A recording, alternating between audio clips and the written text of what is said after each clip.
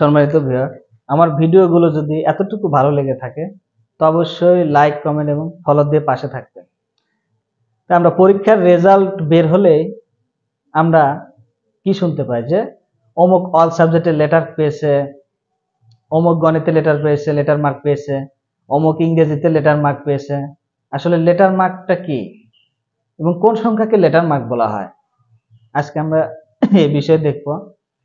আসলে 80 বা 80 কে ইংরেজিতে লেটার মার্ক বলা হয়। তো 80 বা 80 কে কেন ইংরেজিতে লেটার মার্ক বলা হয়?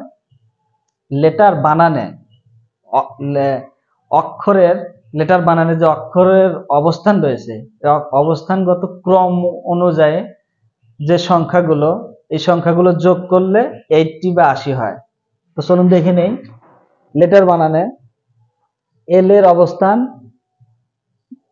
12 বা 12তম, ইর অবস্থান 5, টির অবস্থান 20, এর অবস্থান 5 এবং আর এর অবস্থান 18। এই সংখ্যাগুলো যোগ করলে দাঁড়ায় 80 বা 80। এই জন্য 80 কে লেটার মার্ক বলা হয় ইংরেজিতে। আমরা আরেকটা ওয়ার্ড দেখতে পাচ্ছি ইংরেজিতে A1, একমাত্র শব্দ যাতে ইংরেজি অক্ষর ও সংখ্যা আছে।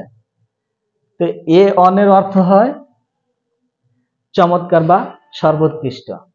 ধন্যবাদ সবাই, ভালো থাকবেন, সুস্থ থাকবেন।